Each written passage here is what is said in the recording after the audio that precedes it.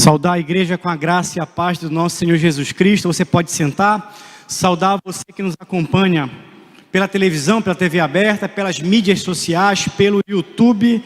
Você está acompanhando a Escola Bíblica Dominical da Igreja Primeiro Amor. Uma igreja que está localizada aqui em Belém do Pará, uma igreja de fé reformada.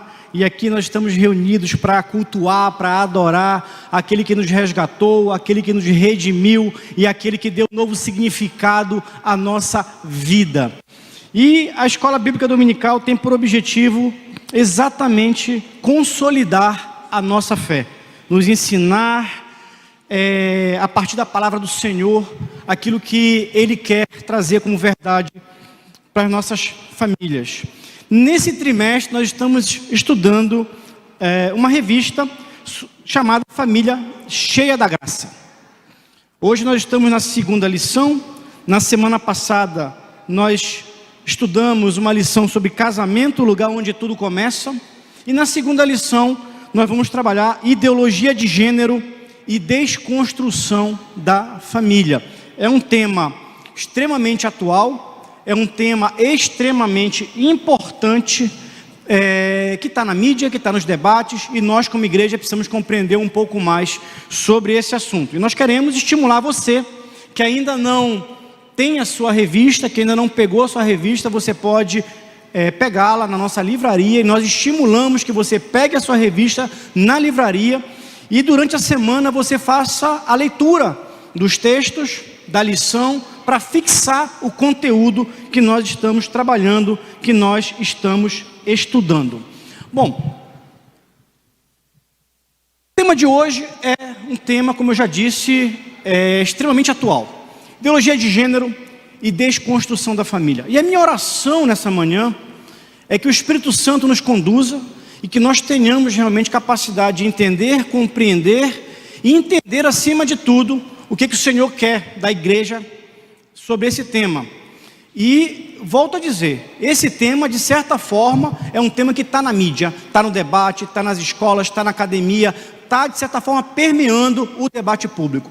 O texto áureo que vocês podem acompanhar na revista é exatamente Lucas capítulo 17, versículo 26, e eu gostaria de começar com esse pequeno versículo, que diz o seguinte: e como aconteceu nos dias de Noé, assim será também nos dias do Filho do Homem. Qual é o contexto desse pequeno versículo? Os fariseus perguntaram para Jesus, quando é que chegaria o reino de Deus? E Jesus diz, o reino de Deus chegaria no exato momento no qual a sociedade estaria vivenciando uma época parecida com a época de Noé. Mas o que tinha na época de Noé? Quando a gente faz uma análise do momento da sociedade na época de Noé, você percebe exatamente que naquela sociedade vivia o quê? Uma ausência de visão transcendental. Era uma sociedade que tinha se afastado de Deus, evitava Deus e não davam ouvidos às suas palavras. Desprezavam os sinais e os avisos dos servos de Deus.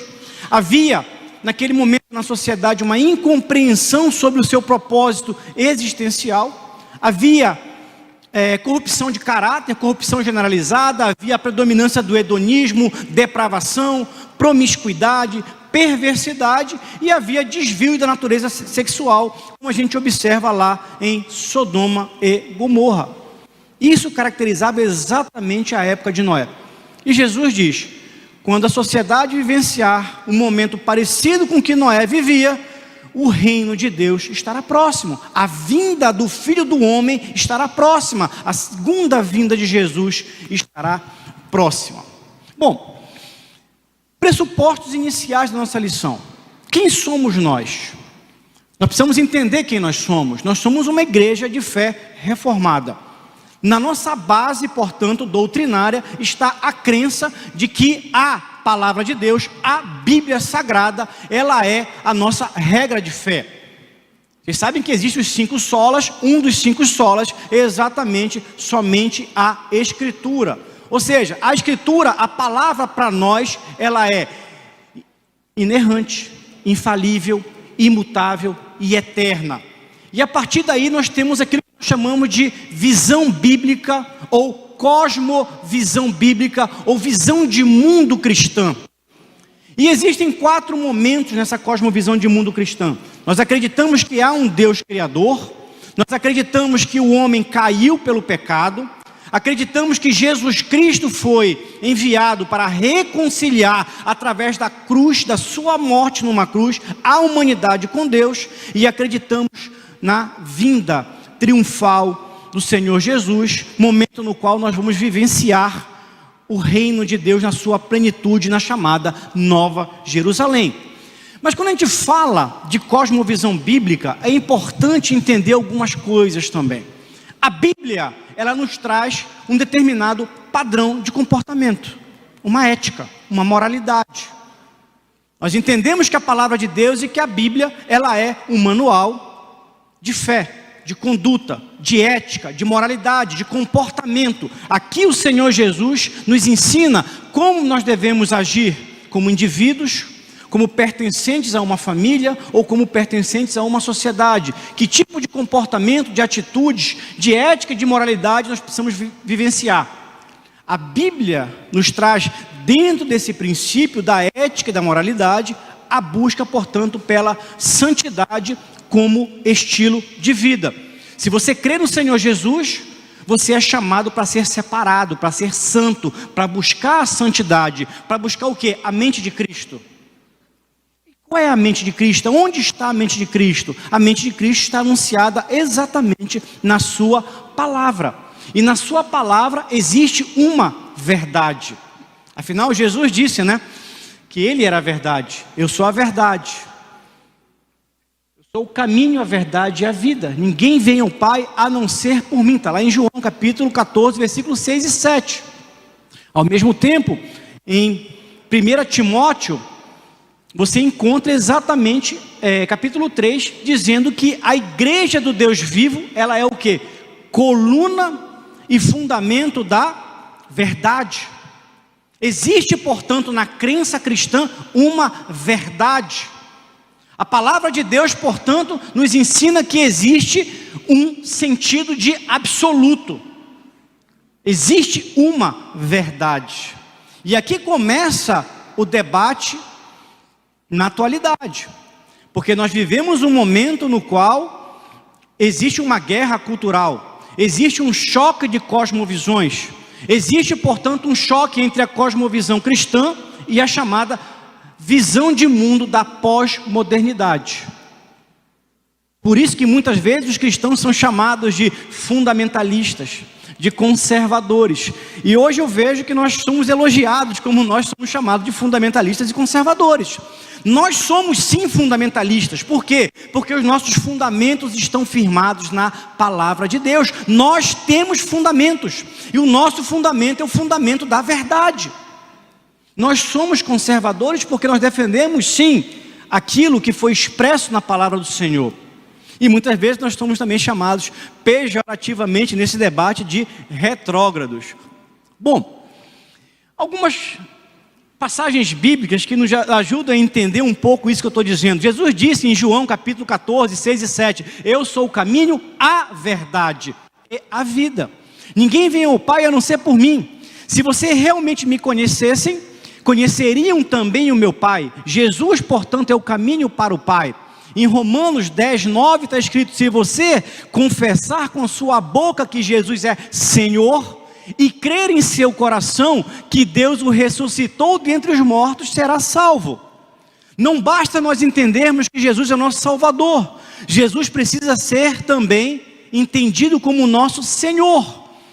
Ou seja, nós somos escravos de Cristo, nós somos escravos da mente de Cristo. Será que nós estamos nos submetendo à mente de Cristo? Ou às verdades da palavra do Senhor?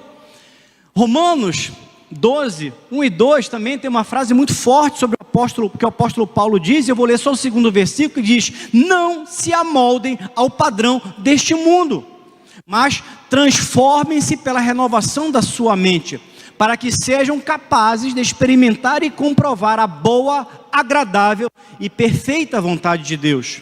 Ou seja, o apóstolo Paulo está chamando a igreja a não se conformar, se amoldar ao quê? A mentalidade do mundo. Nós não somos do mundo. Aquele que se torna amigo do mundo se torna inimigo de Deus. E nós temos que fazer escolhas. Qual é a escolha que nós temos feito diariamente? Isso a palavra nos ensina. E aí em Gênesis, capítulo 1, versículo 27, no ato de criação, Deus criou homem e mulher.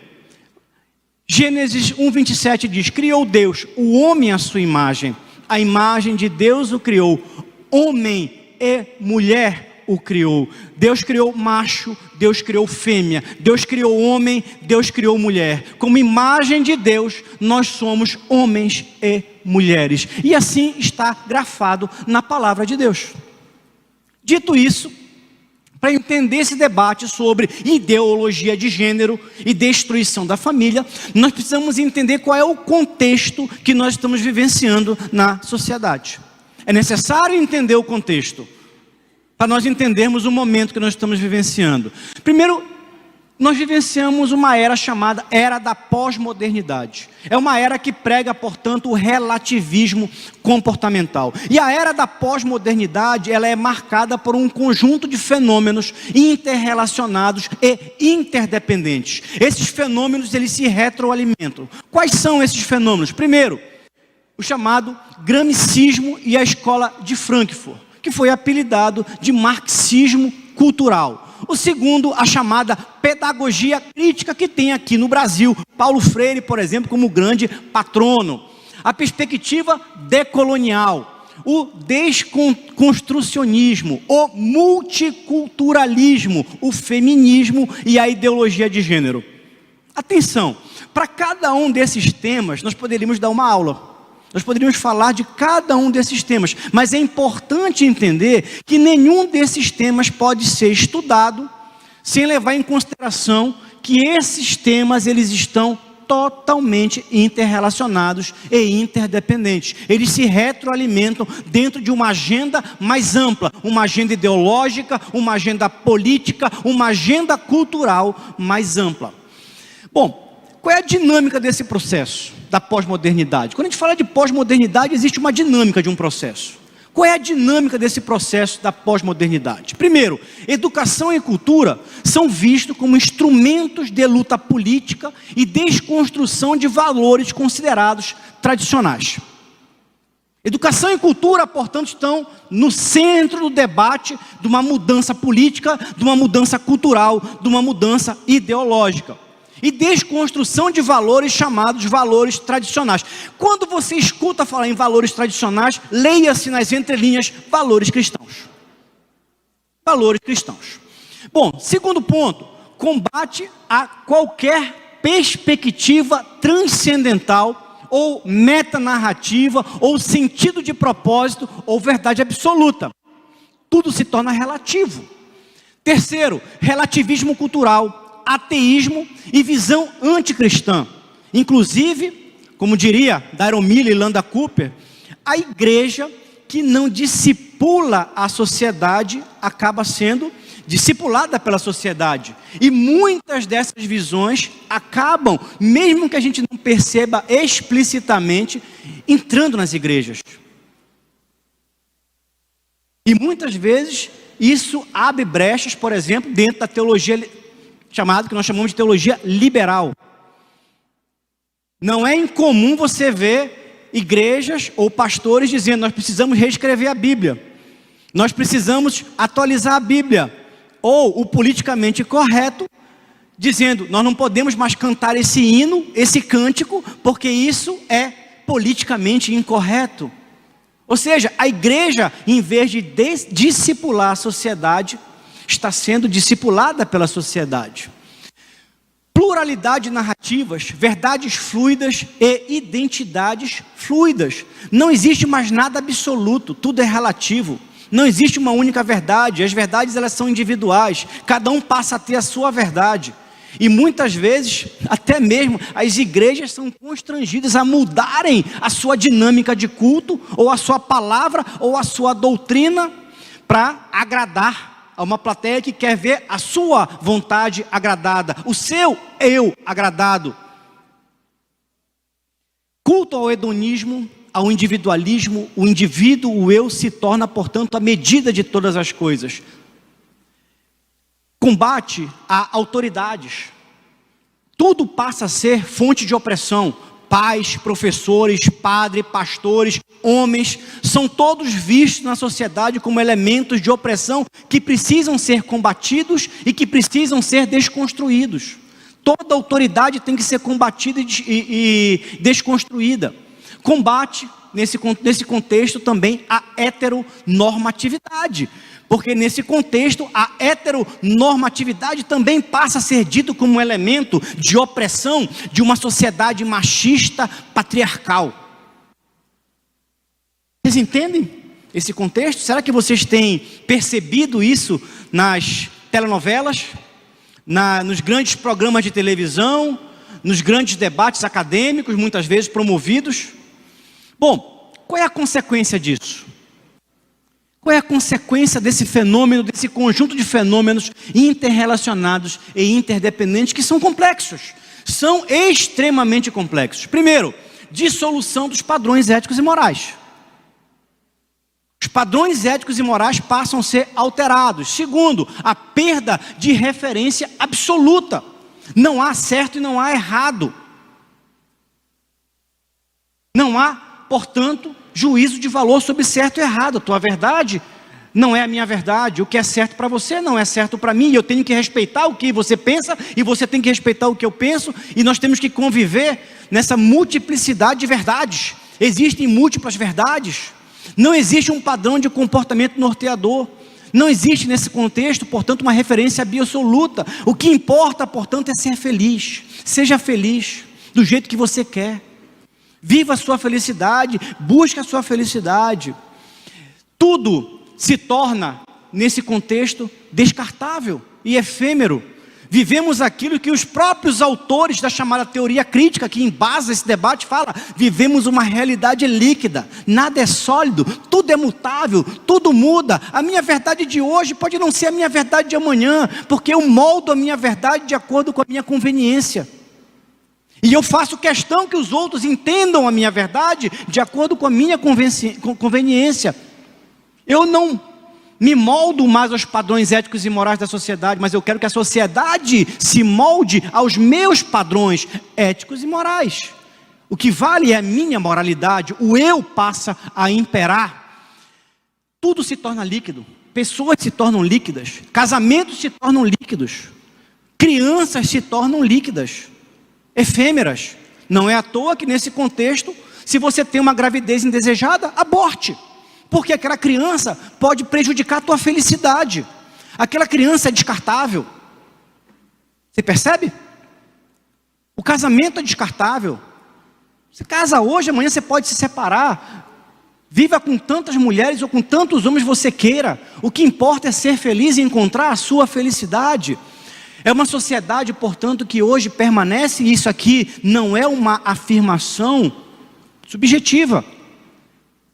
Uma sociedade adoecida da alma, porque na busca dessa efemeridade de relacionamentos, dessa sociedade líquida, nunca se frequentou tanto gabinete de psicólogo, psiquiatra e tomou tanto remédio controlado. É uma sociedade, portanto, que vive de depressão, transtornos os mais diversos, síndromes diversas, que procuram diversos médicos, tratamentos, para tratar o vazio da sua alma. É exatamente nesse contexto que se desenvolve a chamada ideologia de gênero, ou teoria de gênero, ou teoria queer. Chame do que for, mas é exatamente nesse contexto que esse debate emerge. E eu fiz questão de fazer esse introito, ou essa introdução, porque esse debate não pode ser descontextualizado de algo mais amplo que está acontecendo em nível da sociedade. O apóstolo Paulo alertou que alguns rejeitariam o amor e a verdade e seriam envolvidos pelo engano. Muitos estão sendo envolvidos pelo engano, inclusive dentro das igrejas cristãs. Bom, nesse debate sobre ideologia de gênero, o cristianismo e a família passam a ser o principal alvo a ser combatido e a ser derrubado. Por quê? Primeiro, nós sabemos que nós vivemos numa civilização chamada civilização ocidental, que tem alguns marcos civilizacionais. Nós somos chamados de uma cultura judaico-cristã. E nessa cultura judaico-cristã, a família é a instituição fundante e fundamental de nossa civilização. A chamada civilização ocidental ou judaico-cristã tem fundamentalmente como bases o direito romano, a filosofia grega e a religião cristã. Olhando especificamente para a religião cristã, o que a religião cristã nos traz como elementos institucionais importantes? Primeiro, casamento monogâmico e heteronormatividade. Homem e mulher constituem famílias. Isso, portanto, vem de uma cosmovisão cristã, cosmovisão bíblica. Homens e mulheres são iguais em valor, mas são diferentes.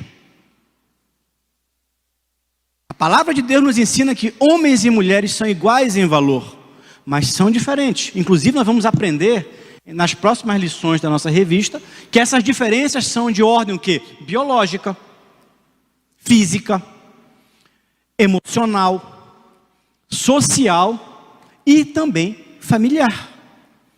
Nós temos papéis. Nós somos emocionalmente diferentes. E nós sabemos disso. Crianças estão submetidas aos pais. Na cosmovisão cristã, é dever da família educar as crianças. É dever primordial das famílias educar as crianças. Compete, portanto, à família o dever de educação das crianças, porque as crianças, na cosmovisão bíblica ou cristã, estão submetidas aos pais. Não é ao Estado. A criança não pertence ao Estado. A criança pertence à família. A criança pertence aos pais. Pai e mãe. Família monogâmica, heteronormativa. Mas quando começa a desconstrução dessa heteronormatividade ou do cristianismo?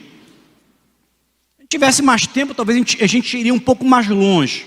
Por exemplo, Rousseau é um filósofo que já lança exatamente o princípio da laicidade do Estado, o combate ao cristianismo. E depois você tem ali na Revolução Francesa um Estado laicista, anticristão. E alguns teóricos depois vão exatamente entrar nesse debate, como por exemplo Ludwig Feuerbach, que vai dizer que a religião é uma ferramenta de alienação, ou Mikhail Bakunin, que vai dizer que a religião é uma ferramenta de opressão, ou Karl Marx, que vocês já ouviram, que a religião ele é o ópio do povo. Quando eles falam de religião, eles estão falando do cristianismo. Por quê? Porque todos eles perceberam que o maior adversário para a agenda revolucionária, a agenda socialista, a agenda comunista eram os valores cristãos. A maior barreira para a propagação dos ideais revolucionários eram exatamente os cristãos.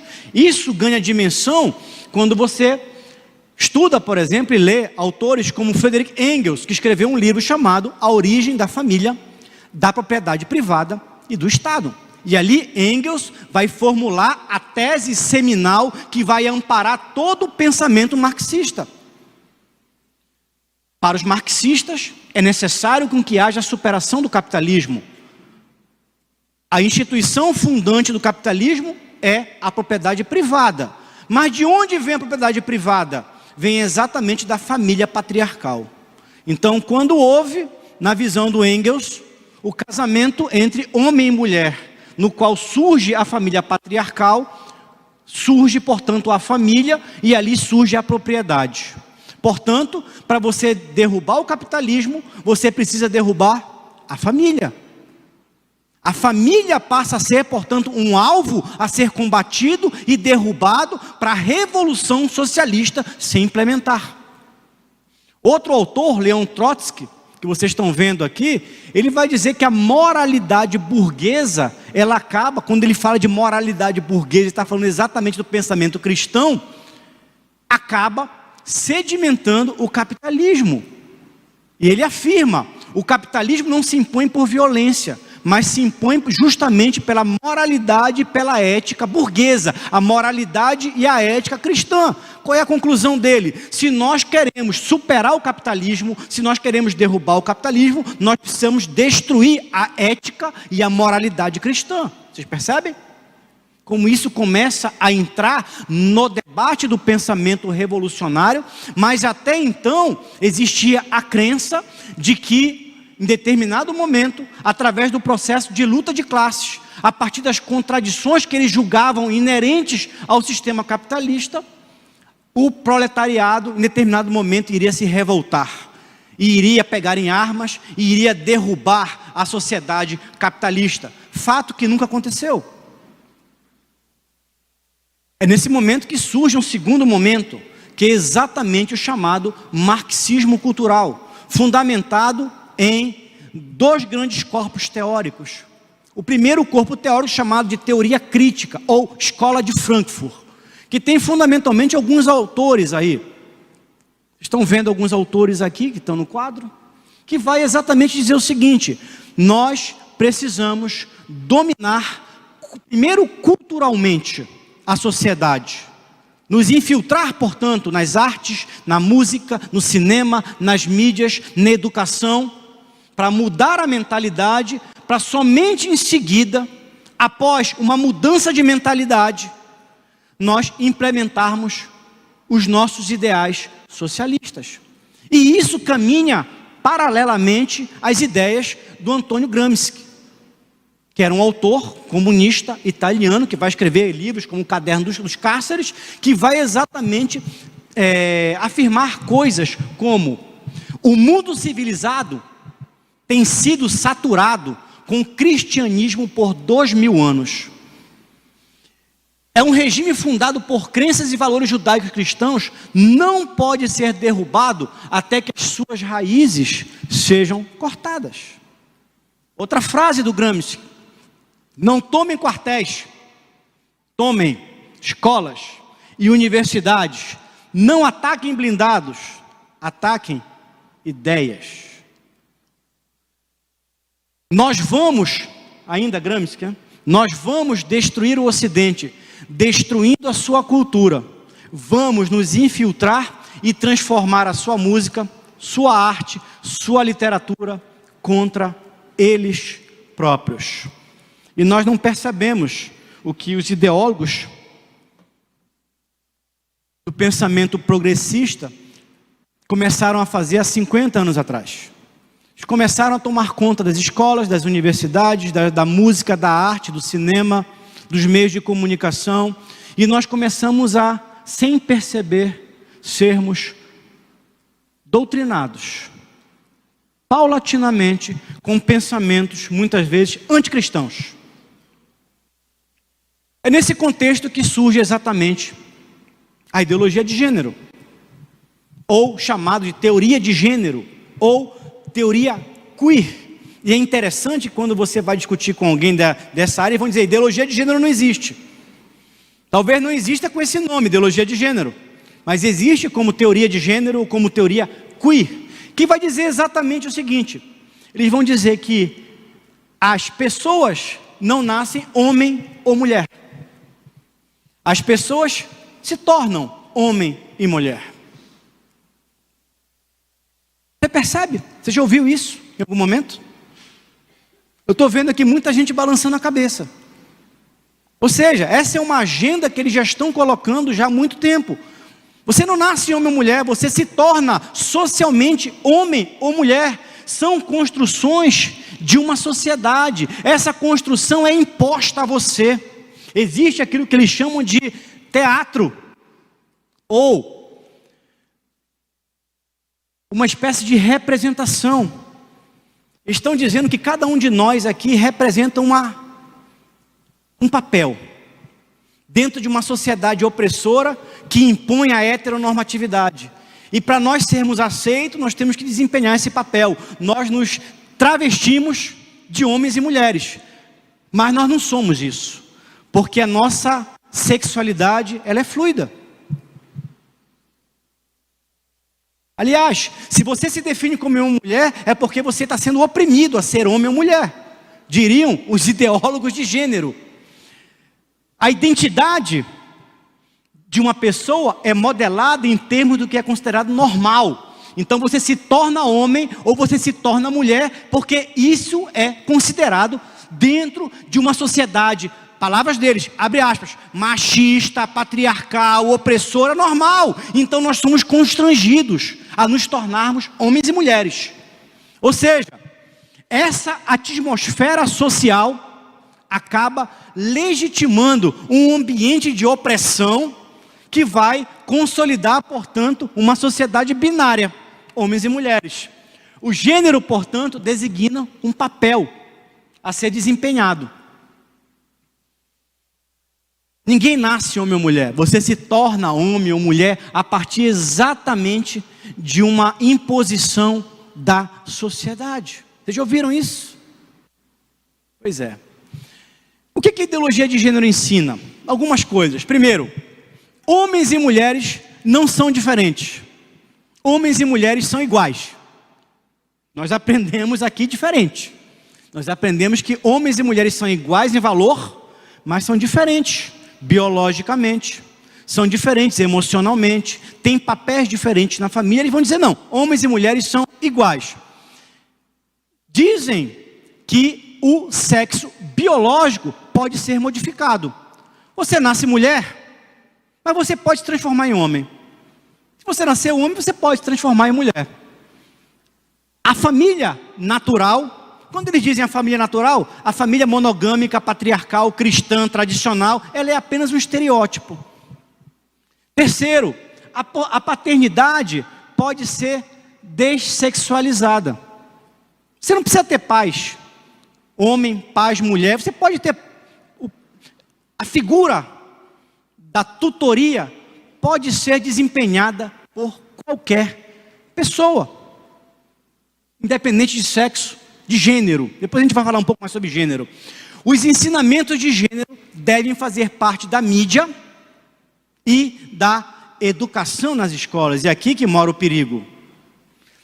A ideologia de gênero já faz parte da mídia. Se você ligar uma televisão, uma telenovela, um programa de televisão, você vai ver lá a ideologia de gênero sendo explicitamente propagada. Mas mais do que isso, a agenda deles quer impor que a ideologia de gênero seja ensinada nas crianças a partir do ensino fundamental. E aqui mora o perigo e aqui há uma grande controvérsia. Qual é a agenda, portanto, dos ideólogos da chamada teoria de gênero ou teoria queer? Fundamentalmente, eles vão dizer que nós temos uma agenda que, primeiro, passa pelo incentivo ao respeito e combate à LGBTfobia. Então, eles dizem, olha, existe uma série de preconceitos contra a comunidade LGBT e a ideologia de gênero se apresenta para combater a discriminação, a homofobia, o preconceito, a perseguição, a intolerância. Mas eles vão além. Não somente combatem a LGBTfobia, mas eles também combatem a heteronormatividade ou a heteronormalidade. Dentro da nossa sociedade, o que é a padrão de comportamento mais comum?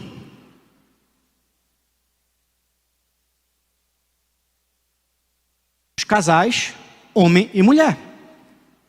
Eles querem combater a heteronormatividade, dizendo que, na verdade, a heteronormatividade é uma imposição opressora contra a sociedade. Dentro desse combate à heteronormatividade, eles buscam desconstruir a família tradicional e os valores cristãos, chamados conservadores. Nessa agenda, e daqui a pouco eu volto um pouco nisso, parte da estratégia consiste em mudar a linguagem. Eles vão mudando a linguagem. Daqui a pouco eu falo um pouco mais sobre isso. Buscam incentivar a educação sexual nas escolas, mesmo contra o consentimento dos pais. Buscam permitir que até mesmo crianças sejam submetidas à cirurgia de mudança de sexo. Entendem que as crianças podem ser submetidas à cirurgia de mudanças de sexo. Buscam legitimar perversões sexuais previamente consentidas. Alguns, não são todos, justiça seja feita, mas alguns dizem que se uma criança tem desejo sexual ou tem um impulso sexual, esse impulso não pode ser reprimido porque é um direito da criança ter prazer sexual. Isso é uma porta aberta para a pedofilia. Aliás, não é uma porta aberta, é uma porta escancarada para a pedofilia, porque o pedófilo depois vai justificar que apenas cumpriu o desejo e um direito que a criança tinha ao prazer sexual. Bom, impor leis que forcem os outros a aceitar os diversos gêneros e punir quem não seguir as suas imposições. É importante falar aonde está baseada essas ideias. E aqui eu vou dizer uma coisa para vocês. Eu cortei vários autores, até por questão de tempo, mas eu deixei apenas aqueles que são considerados os mais relevantes para o debate. Primeiro de todos, começa o debate com Jean-Paul Sartre, filósofo existencialista, que vai exatamente dizer que o ser humano não possui essência, finalidade ou um modo certo de existir e operar. Ou seja, ele vai dizer que nós somos fluidos, nós não temos essência, nós não temos objetivo, nós não temos propósito. A Bíblia nos ensina isso. Mas ele vai dizer exatamente o contrário. Não existe um sentido de existencial, não existe um propósito. Nós somos frutos apenas de uma construção social. Isso é construído, portanto, por cada um no decorrer da sua vida. E essa ideia dele influenciou fortemente uma das suas parceiras, que era a Simone de Beauvoir. Naquela foto ali embaixo, você tem ele com a Simone de Beauvoir.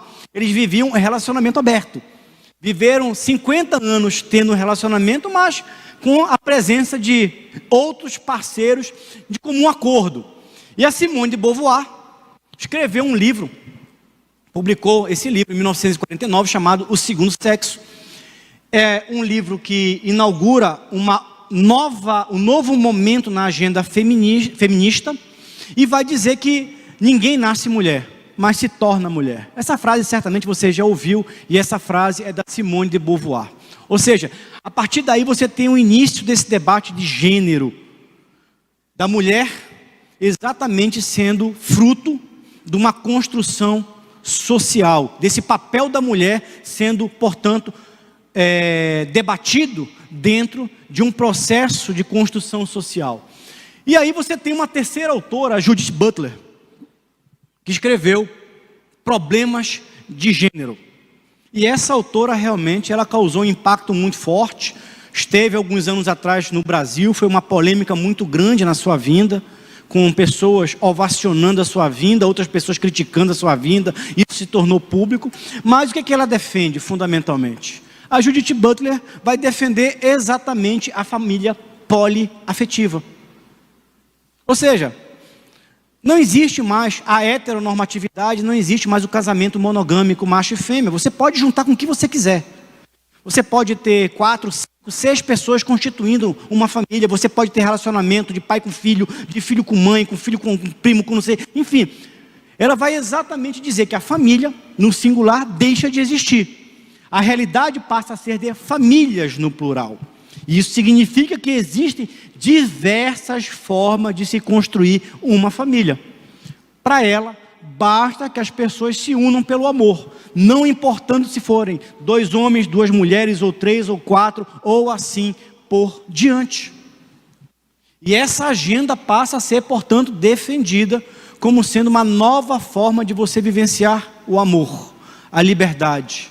E você fugir de uma sociedade machista, preconceituosa e opressora. Bom, ela vai exatamente fundamentar aquilo que é chamado de teoria queer, que recusa, portanto, a classificação dos indivíduos em categorias universais, como homossexual, heterossexual, homem ou mulher. E para você ter uma ideia, quando você vai se cadastrar no Facebook, existe hoje no Facebook 56 formas diferentes de uma pessoa definir a sua sexualidade. E isso não é tudo. Muitos autores da ideologia de gênero vão dizer que existe uma sexualidade única e específica para cada pessoa. Cada pessoa é uma sexualidade própria. Cada pessoa define a sua sexualidade própria. Bom, parte desse debate e dessa agenda, e aqui é importante a gente parar um pouco para prestar atenção nisso aqui, foi divulgado como resultado de um estudo promovido por um médico chamado Dr. John Money. E essa história, ela é contada parcialmente, mas é importante a gente entender a história completa, que eu chamei ali de a falsa verdade contada.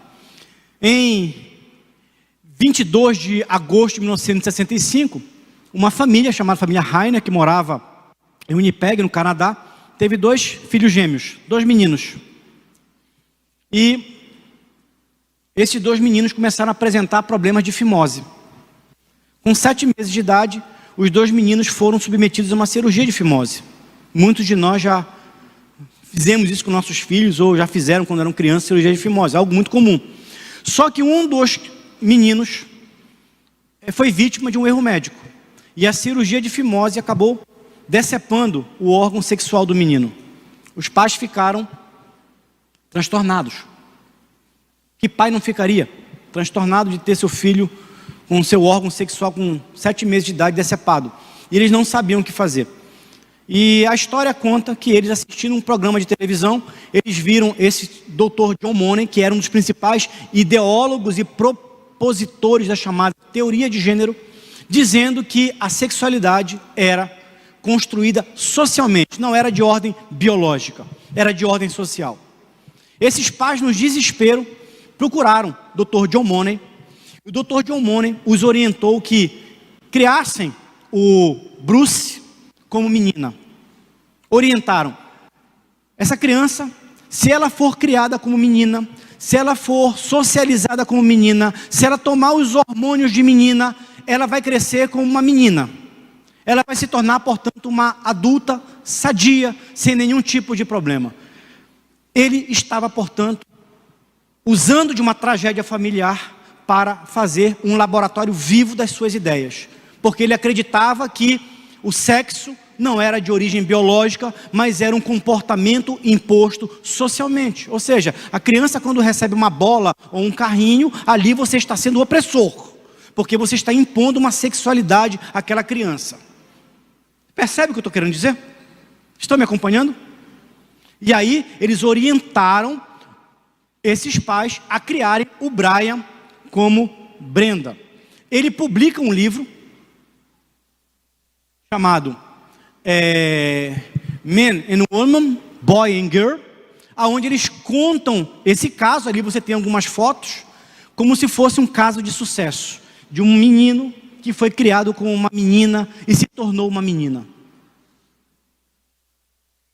E durante muitos anos, esse caso e esse livro foi usado como um exemplo de que nós podemos mudar a sexualidade de uma pessoa em função da forma como nós tratamos essa pessoa socialmente. Trate o menino como menina e ele será menina. Bom, no ano de 2000, um jornalista chamado John Colapinto soube dessa história e foi procurar saber como é que estavam essas crianças, Bruce e Brian, que passou a ser chamado de Brenda. E para sua surpresa, ele se deparou com um quadro extremamente preocupante. Brenda passou a ser entrevistada por ele, e ele descobriu que essa criança, mesmo criada como menina, nunca se comportou como menina. Os pais davam boneca, davam brinquedos de criança, e ela queria brincar com os brinquedos do irmão. No colégio, ela não brincava com as meninas, ela queria brincar com os meninos. E ela percebia que havia algo de errado com ela, ou com ele. Até que tentaram diversos tipos de tratamento psicológicos, tentaram diversos tipos de acompanhamento psicológico para que ele se aceitasse como menina. Deram hormônios para que desenvolvesse características femininas, mas essa criança não se aceitava como mulher. Até que os pais urinavam de pé, por exemplo. Até que aos 12 anos, os pais contaram para ele, e ele disse: eu quero voltar a ser menino. E foi uma mudança brusca na sua vida. Então, quando os pais lhe contaram a verdade, a Brenda quis voltar a ser homem e adotou o nome de David. A Brenda se tornou David, David se casou, adotou, constituiu família, mas nunca conseguiu superar os traumas emocionais da violência que ele sofreu.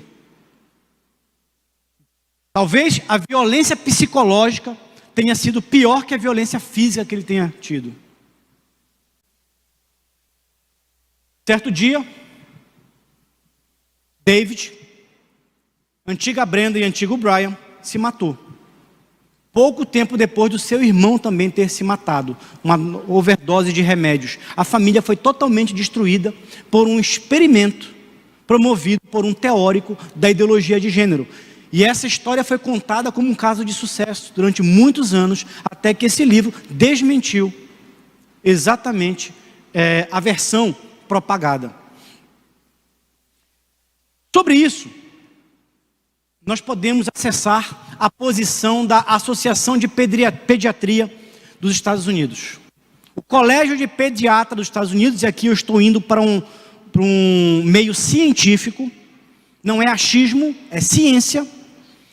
O Colégio Americano de Pediatras realizou um estudo sobre os perigos da transexualidade e da ideologia de gênero, principalmente em cima das crianças. E os resultados são resumidos em 8 pontos. Talvez se eu tivesse um pouco mais de tempo, a gente falaria um pouco mais sobre isso. Mas sem prejuízo ao que nós queremos dizer, quais são os 8 pontos que a Sociedade Americana de Pediatras, médicos que são treinados, capacitados para lidar com crianças, chegou à conclusão de que, primeiro, a sexualidade humana é binária, biológica e objetiva. Você é homem ou mulher por nascimento.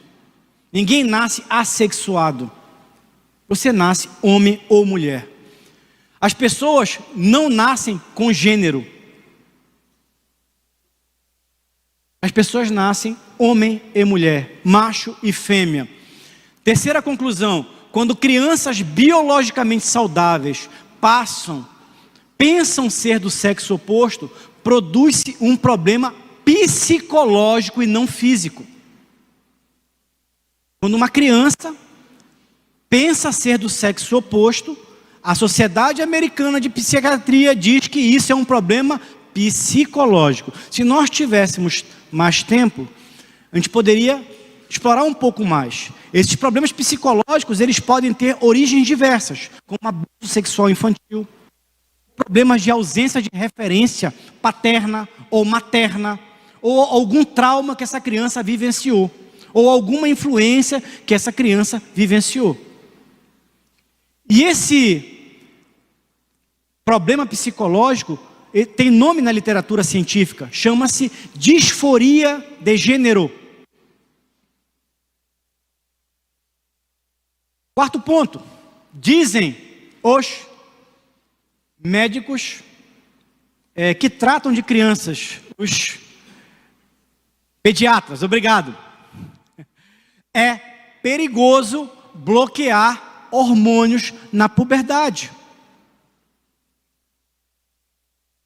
Bloqueio de hormônio na puberdade traz consequências danosas para a saúde. Quinta conclusão que eles chegaram no estudo que eles fizeram: 98% dos meninos, olha atenção, 98% dos meninos e 86% das meninas que confundem seu sexo na infância, aceitam-no após a puberdade. Após a maturidade. Aliás, tem até um caso da filha do Brad Pitt, né? Que é conhecido de todos. Quem já viu a história da filha do Brad Pitt, que eles achavam bonitinho que a filha menina do Brad Pitt se vestisse como um menino, e essa menina começou a se vestir como um menino, e eles começaram a incentivar, porque olha um exemplo, vou criar minha filha de uma forma moderna. Essa criança, muitas vezes, começou a se vestir como um menino, cresceu, mas quando ela chegou na puberdade, adivinha? Ela quis ser menina e começou a se vestir como menina. Talvez ela tivesse, aí eu faço uma inferência, uma admiração muito grande pelo pai dela. E aquela admiração muito grande pelo pai dela fazia com que ela imitasse o pai, mas na sua puberdade, ela se descobriu como menina. E muitas vezes, nós percebemos que as crianças, elas tendem a imitar aquela pessoa que mais exerce influência. É por isso que às vezes a ausência de uma figura paterna pode gerar transtornos de gênero ou disforia de gênero em algumas crianças. Mas isso é assunto para um outro debate. Bom, sexta conclusão: utilizar hormônios sexuais do sexo oposto traz risco à saúde. Muitos vão dizer, se essa criança se comporta como menina, se é um menino que se comporta como menina, dê hormônio para essa criança, para que ela desenvolva as características femininas. E os médicos vão dizer, se você der hormônio para essas crianças têm um alto risco de desenvolverem câncer, problemas cardíacos e outros problemas de ordem fisiológicas. O uso, atenção que isso é importante aqui, o uso do hormônio do sexo oposto aumenta a taxa de suicídio em 20 vezes. A taxa de suicídio de pessoas que usaram o hormônio para mudança de sexo é 20 vezes maior. O hormônio não mexe somente com o teu físico, mexe também com o teu emocional, mexe também com o teu equilíbrio psicológico. Isso é muito perigoso. Isso não pode ser usado de qualquer forma. E, finalmente, a oitava conclusão dos pediatras americanos é de que ensinar as crianças que elas podem mudar de sexo é abuso infantil.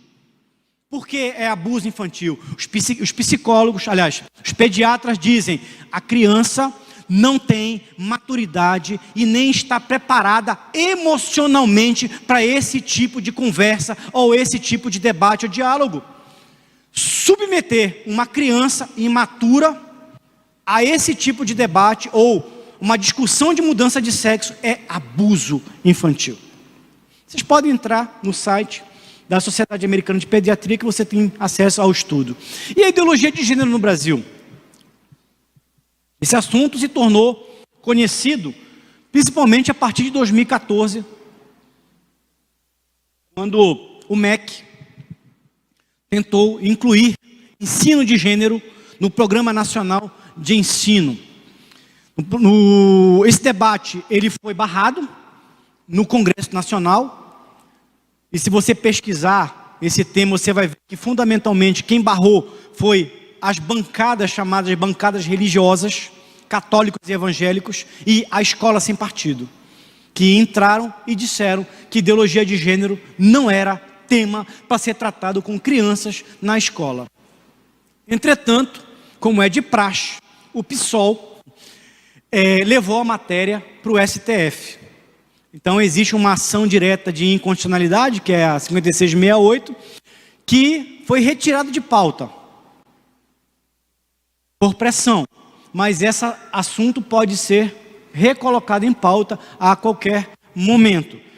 Importante lembrar que em 2019 o STF legislou e equiparou a homofobia ao racismo. E aqui tem um perigo, Por quê? Mora o perigo. Porque o debate sobre teoria de gênero e você se contrapor à teoria de gênero pode ser entendido por alguns como preconceito. E se é preconceito equivalente ao racismo, você pode ser imputado penalmente tal quanto o racismo. Portanto, há um perigo de você ser criminalizado se você emitir opinião contra a ideologia de gênero. E outro ponto importante, a linguagem neutra como porta de entrada.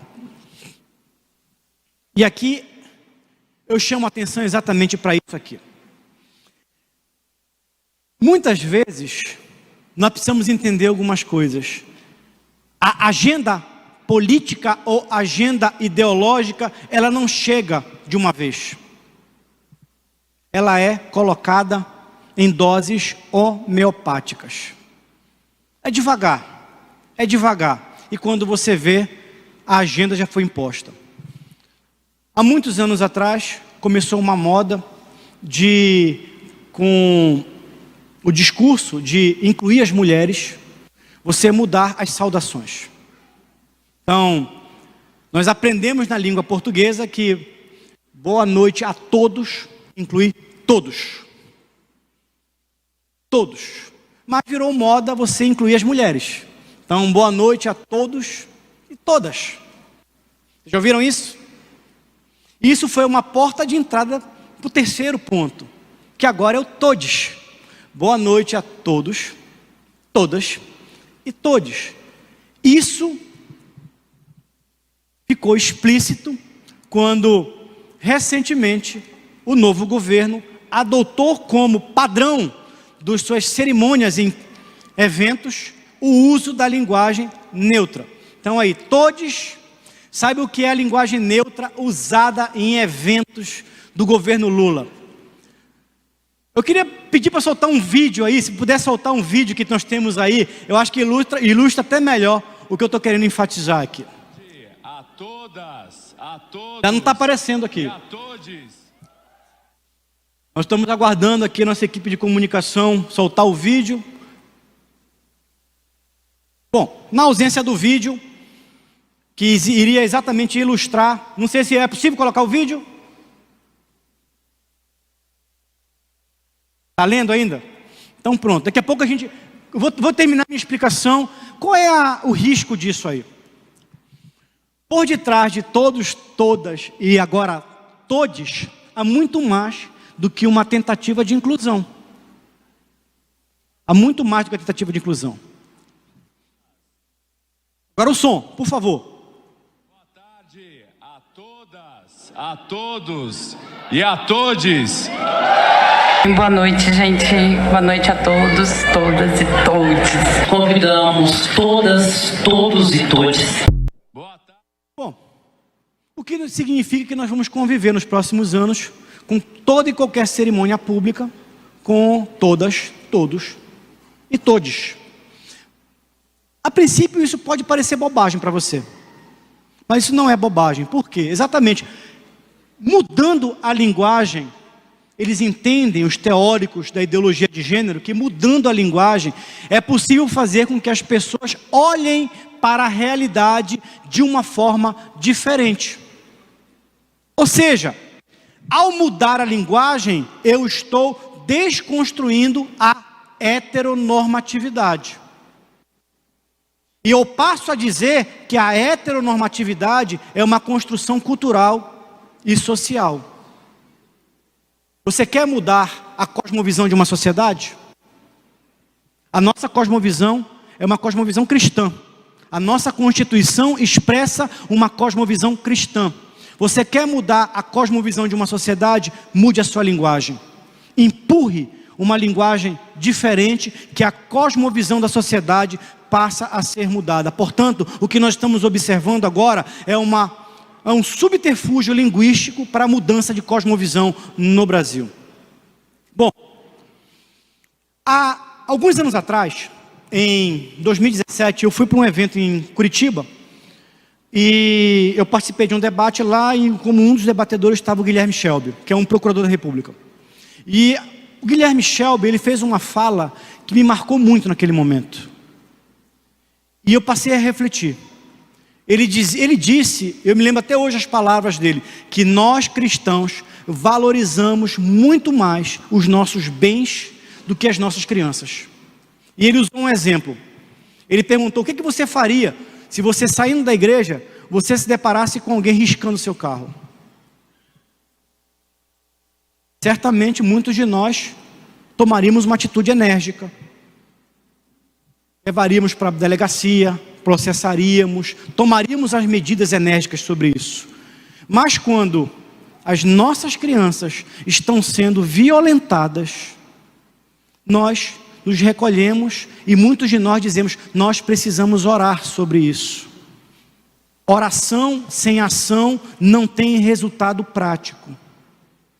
Oração sem ação não tem resultado prático. Não adianta criar grupo de WhatsApp para orar sobre determinados assuntos se a igreja não se levantar e não agir energicamente defendendo os seus valores. Você percebe o que eu estou dizendo? Não adianta nada joelho dobrado sem ação prática. Em 2018, nós tivemos no Peru o exemplo de uma ação prática. Partidos de esquerda entraram com projetos de lei introduzindo ideologia de gênero no ensino infantil, ensino médio no Peru.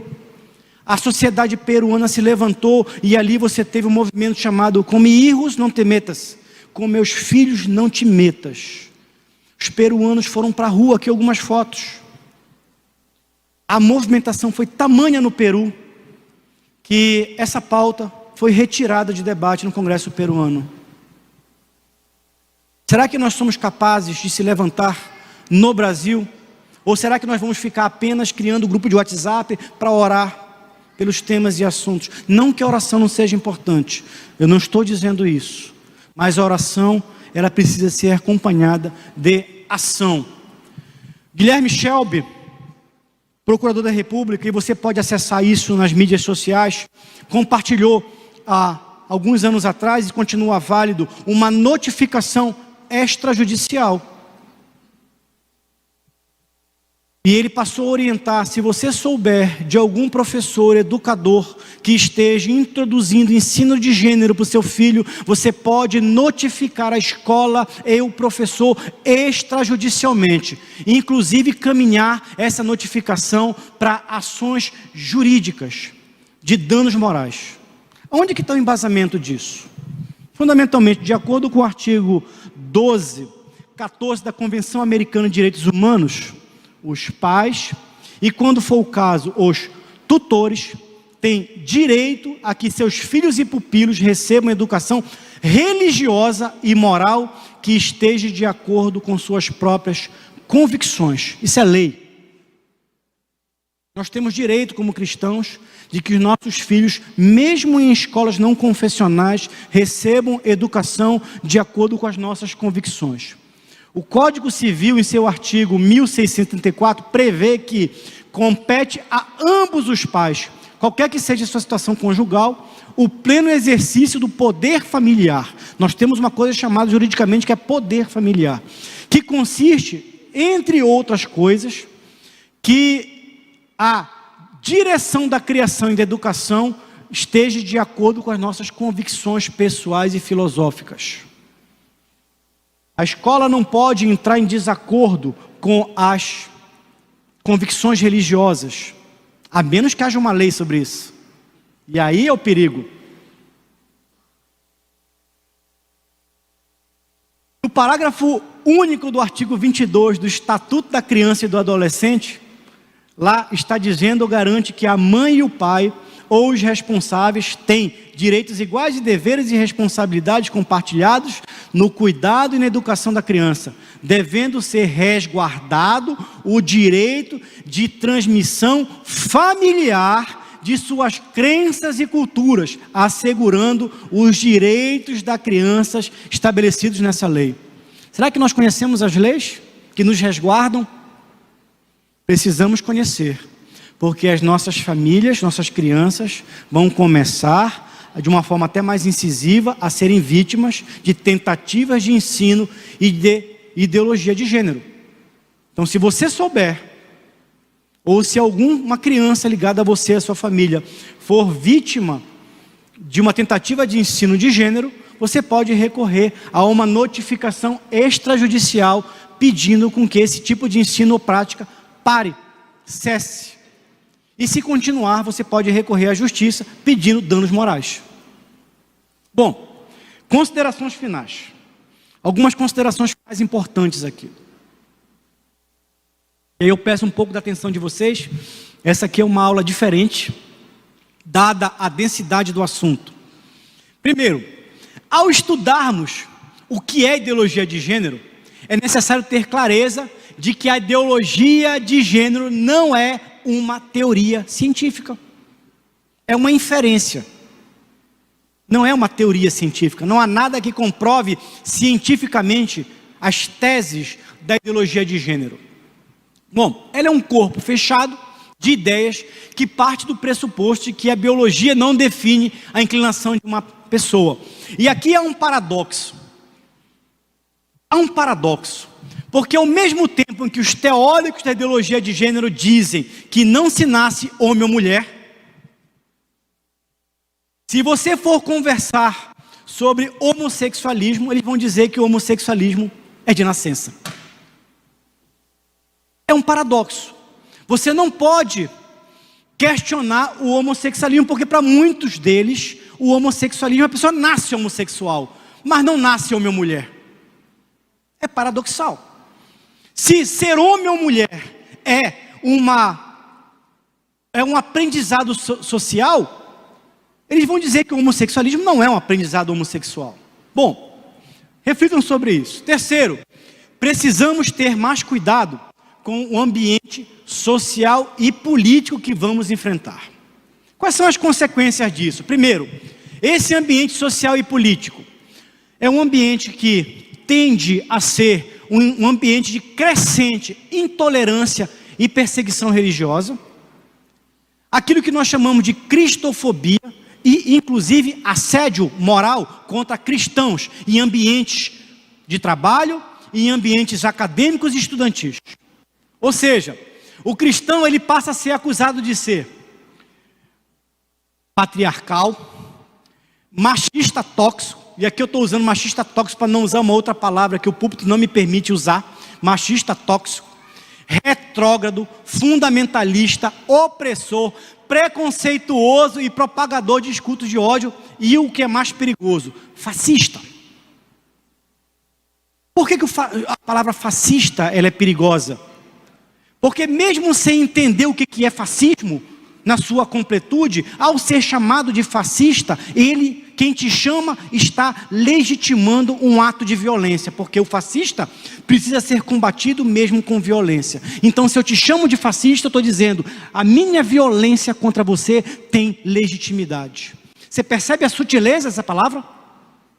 Você percebe? Quando não se tem argumento, quando numa roda de debate não se tem argumento, fascista! E aí eu passo a ter direito a te agredir ou tirar o teu direito de fala, por exemplo. O que as igrejas cristãs, como é que elas devem se posicionar sobre isso? Primeiro, nós cristãos, nós respeitamos as escolhas individuais. Deus nos deu o livre-arbítrio e Deus deu o livre-arbítrio a todos. A escolha, a opção sexual é de cada um. E nós temos que respeitar essa opção sexual. Sim. Nós não somos homofóbicos. A nossa igreja, ela é uma igreja inclusiva, mas o reino de Deus é exclusivo e nós pregamos a verdade do Evangelho. E nós continuaremos pregando e anunciando a verdade do Evangelho. Como nós sempre dizemos, nós amamos o pecador, mas nós não gostamos do pecado. E o pecado vai continuar sendo a luz da palavra de Deus combatido. Criou Deus, homem e mulher, a sua imagem e semelhança. E finalmente, qual é a nossa agenda? E aqui é uma sugestão de um roteiro para as igrejas. Primeiro, promover, e aqui eu vou ser rápido, promover mais debate sobre o tema nas igrejas. Nós precisamos discutir isso nas igrejas.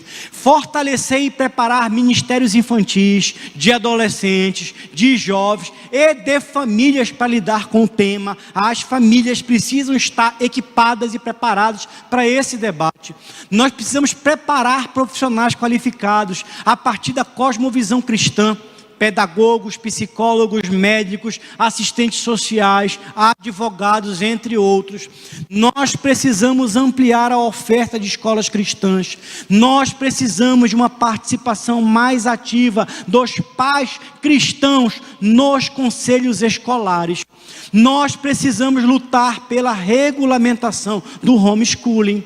Nós precisamos acompanhar os projetos de leis que tramitam nas casas legislativas, seja Congresso Nacional, seja Assembleia Legislativa ou Câmara de Vereadores.